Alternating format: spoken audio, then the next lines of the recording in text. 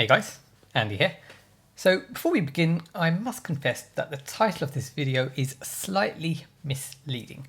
Well, misleading by around a month or so, because I actually picked up my 3DS XL in December 2021.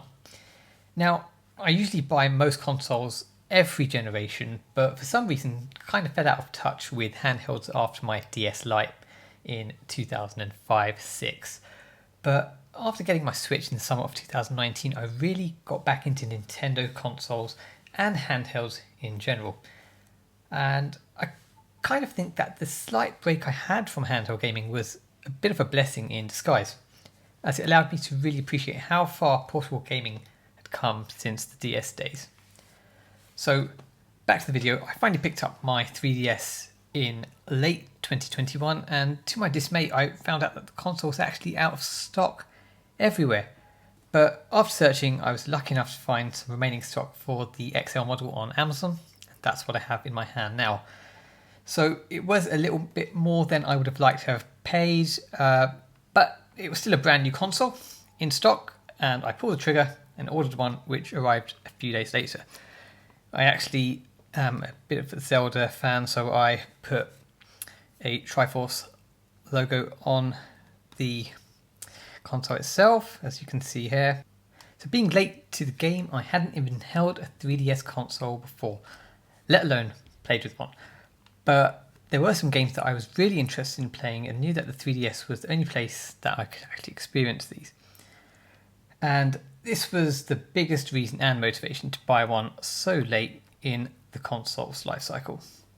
So before I move on to the games that I really wanted to play, which I have here, first impressions of 3DS around 11 years after it was first released are still really positive. Okay, so the build quality doesn't really rival the Switch, and overall it does feel a little bit plasticky. But holding it in my hands is just pure joy and happiness. And this is actually a console that really wants to be picked up and played. And overall, the pocket-friendly size means that it's actually a true portable. And I mean, I know that the Switch is a portable console, but honestly, putting this in your pocket against even the Switch Lite with the analog sticks poking out, this is actually what a real portable console is. It's not a hybrid, it's just a pure portable gaming experience. Now, I know a lot of people didn't care much for the 3D aspect, but to be honest, I don't have any experience of the original 3DS from 2011. But personally, feel that the 3D aspect on this, which is the new 3DS, is really great.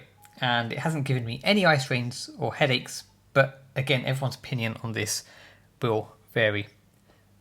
So I'm not sure if my camera's going to pick up the 3D, and obviously if you've played a 3DS before, I think you know what it's all about, but I can vouch for it as a late newcomer to 3DS gaming.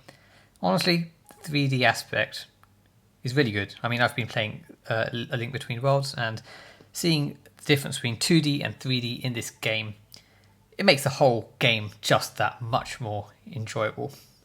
So looking at the UI, if I compare it to the Switch, huge difference. I mean, this is more reminiscent of kind of like the DS Lite that I had back in 2005-06, and yeah, but I mean, there are some great benefits of the 3DS. I've been going on the Nintendo eShop and downloading some of my all-time favourite games, which I've been looking to play for a while. So we've got Oracle of Ages, Oracle of Seasons. We've got Zelda Link's Awakening DX. I never had this version, so that's great to see there.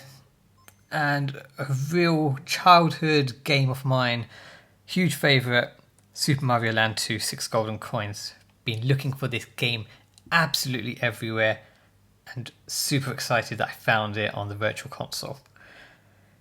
The activity log is actually a lot better than what we've got on the Switch. Anyone who's played Switch knows that the total playtime that you get, it's a little redundant, as it doesn't really tally up between if consoles. So if you have more than one Switch device, they're not going to add up, which is slightly frustrating and annoying. I mean, a lot of people don't really care to see how long they've played a game for. Personally, I do. It means a lot to me just to see how many hours I've put in and see when I started the game and just to see my playtime and milestones in general.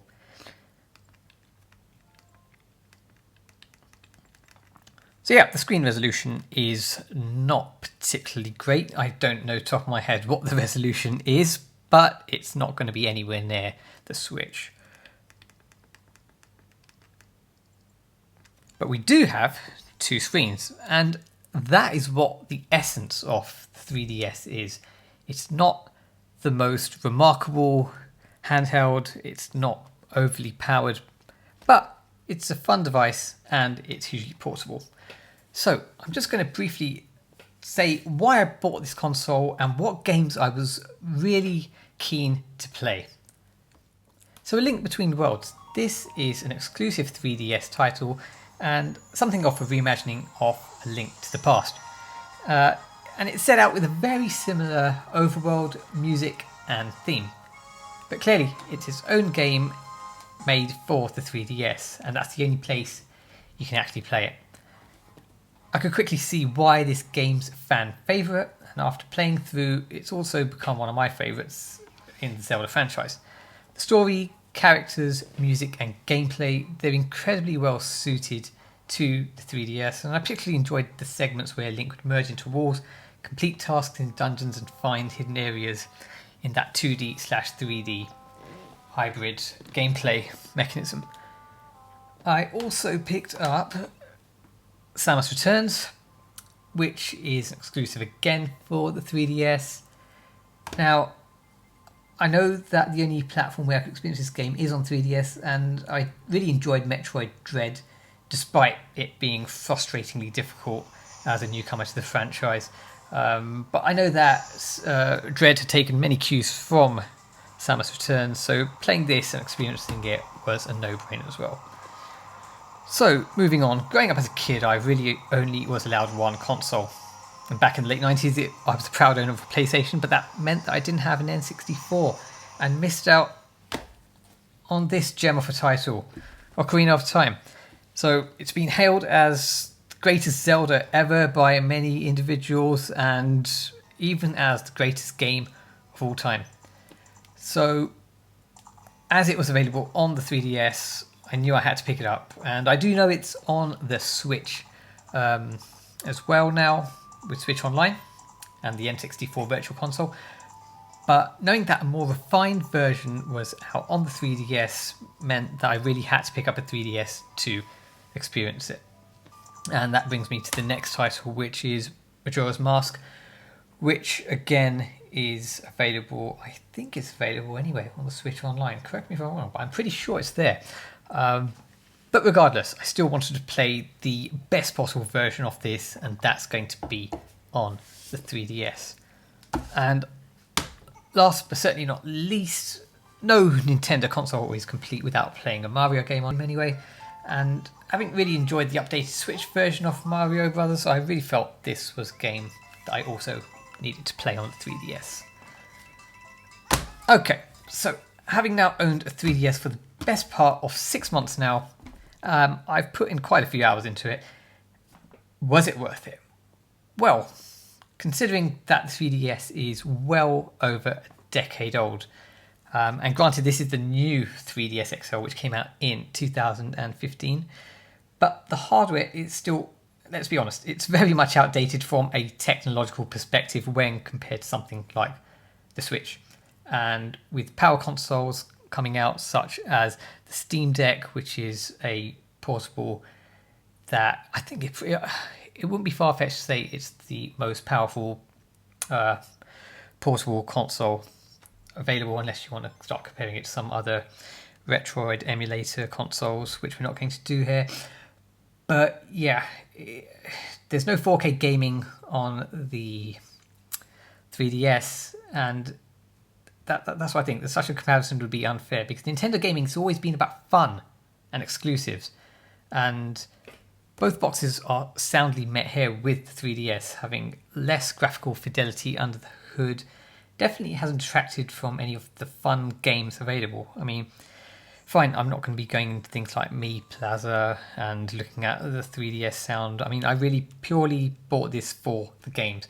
The games I've mentioned here, any other games I want to pick up and find a good deal on, and these exclusive games, retro games, which I'm not going to be able to play anywhere else.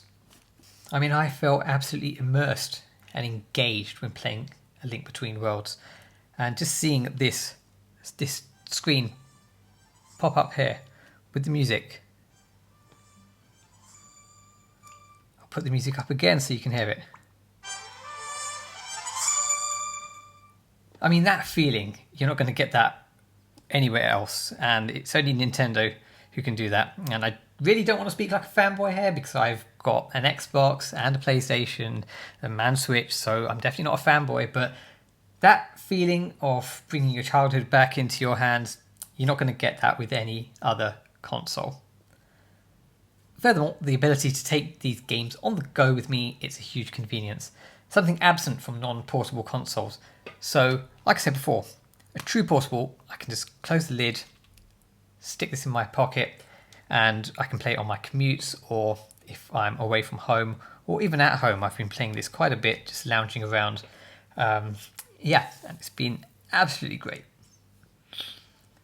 So I know that the Switch is also obviously a portable, and as I did mention earlier in this video, it can be taken around, but still nowhere near as portable as this. And I mean, the Switch is a rare exception though, and without detracting too much from this video, I really do hope that the hybrid nature of Nintendo consoles follows, and we see that the Switch's successor, Switch 2 or whatever it may be called, is also a hybrid console as well. So overall, I'm super happy that I managed to grab a 3DS, as they are becoming more and more difficult to find, with prices on eBay becoming astronomically high now. So yeah, I mean, how do you guys feel about your 3DS? Do you still play yours? And if so, what are your favourite games? Let me know in the comments section below, and also if you enjoyed this video, please give it a big thumbs up and subscribe to my channel. My next video is going to be on the DS Lite, which I've still got from 2005 and still play to this day. So as always, thanks for watching, and I'll catch you in the next video.